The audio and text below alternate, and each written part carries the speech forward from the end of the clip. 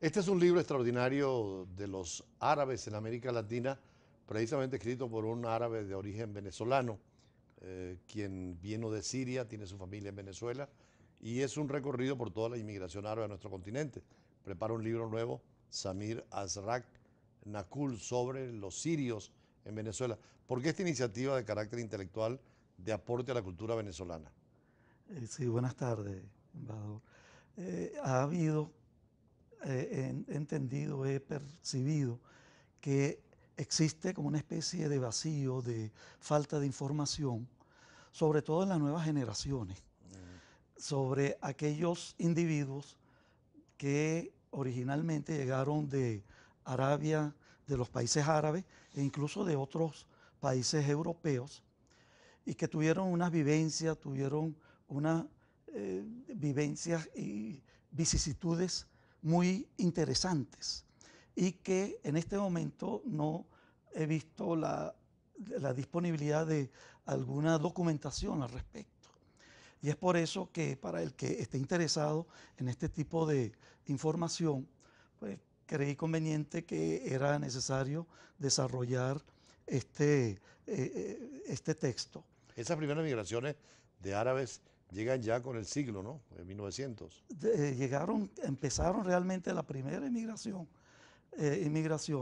llegaron por iniciativa de los gobiernos argentinos y chilenos, que a través de unos planes, unos programas de atracción de Mano de obra, inmigrantes, sí. pero sobre todo inmigrantes europeos. Y dada la relación que existe y que siempre ha existido entre el Medio Oriente y Europa, pues la noticia llegó al Medio Oriente de la necesidad de inmigrantes en Argentina y en Chile, por allá Brasil también tiene una gran en comunidad. Brasil, El Uruguay, en el Caribe, Cono Sur. Venezuela, ¿no? Sí, pero posteriormente, porque inicialmente por allá por la segunda mitad del siglo XIX, la emigración tanto europea como del Medio Oriente y la inmigración fue hacia el cono sur latinoamericano. Por aquello de que del principio alberdiano de Juan Bautista Alberdi, de presidente de Argentina, 1850 estamos hablando, gobernar es poblar, decía, Es cierto, y por vinieron muchos alguna, árabes. Por cierto, ahí viene el origen de que ustedes les digan turcos. Los turcos en Venezuela, que son árabes, que no son turcos, los llamaban en turcos la porque venían con el actualidad, pasaporte del Imperio Otomano, ¿no?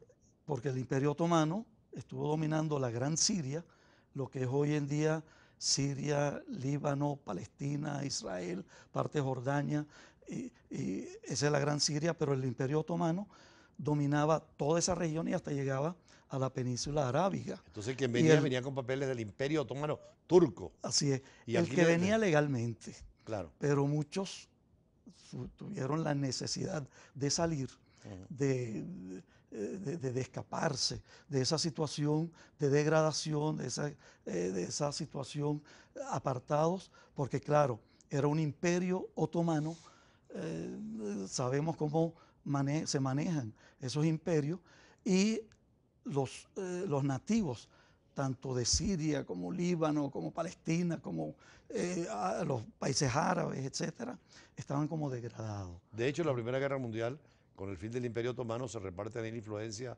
Francia e Inglaterra y Con, ponen fronteras artificiales, ¿no? sí, que definitivamente quedaron como países independientes.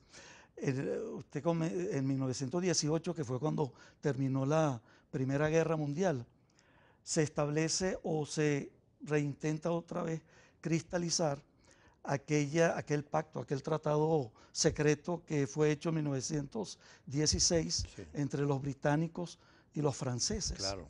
El famoso tratado Picot, Sykes-Picot, claro.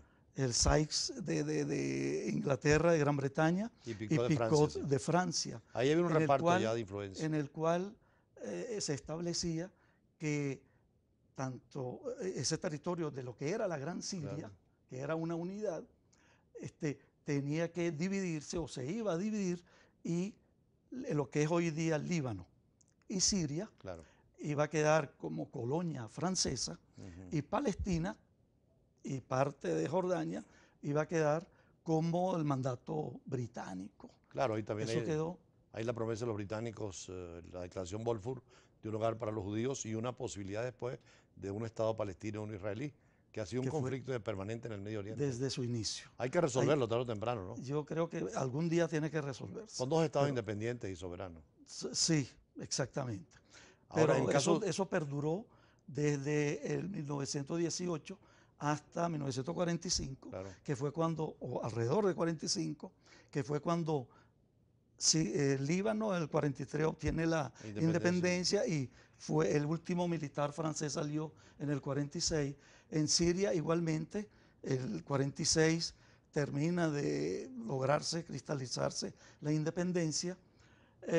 Jordania, el reino hachemita de Transjordania en el 46 y luego el reino hachemita de Jordania en 1951. Esa migración es la que viene fundamentalmente de América Latina y a Venezuela a raíz de la Segunda Guerra Mundial. Pero es que esa inmigración fue la superior, que fue la segunda etapa desde 1920 hasta 1945, debido a que ya se sentía, o sea, el nativo, el sirio, no se sentía muy bien ni físicamente, económicamente, espiritualmente, materialmente, y entonces hubo gran cantidad de desplazamiento de los sirios hacia todos, especialmente también a Latinoamérica. Además, en Venezuela había una actitud de recibir cualquier extranjero, italiano, portugués, alemán y sobre todo árabe, y había posibilidades de trabajo, riqueza nacional, empezando con el petróleo, ¿no? Con Venezuela se presentan situaciones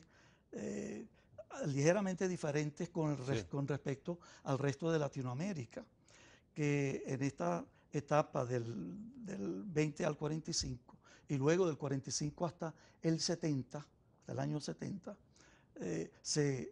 hay mucha mayor inmigración en Venezuela que en el resto de Latinoamérica. De hecho, hay casos como el caso de Argentina, donde un presidente fue sirio, Saúl Menem. O también el caso de Colombia, Julio César Torbay, Ayala. Hay muchos políticos latinoamericanos. Hay muchos políticos. En Venezuela, en el siglo XX, no hubo muchos políticos.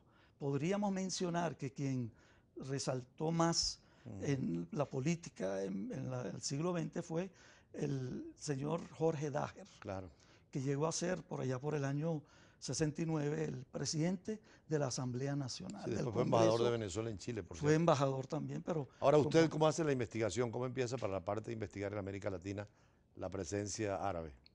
En América Latina, el primer medio siglo del siglo XX, hasta los años 50, prácticamente hasta los años 40 sobre todo, no ha habido gran cantidad de información sobre las inmigraciones. Sin embargo, pues sí se ven, debido a relatos y a tradiciones que existen, pues se observan las cantidades de personas, la cantidad de las estadísticas surgen después de la década de los 40, de los 50, etc. Aquí en Venezuela, lo que les puedo mencionar es que en la actualidad hay alrededor de, casi llega al 1.000.000 de personas, entre 800.000 y 1.000.000 árabes procedentes de los países árabes y sus descendientes. Sobre eso vamos a hablar más adelante en el siguiente segmento del nuevo libro suyo, que es sobre la presencia siria en Venezuela y en general la presencia árabe en Venezuela, que son casi 1.000.000 de descendientes árabes. Ya regresamos.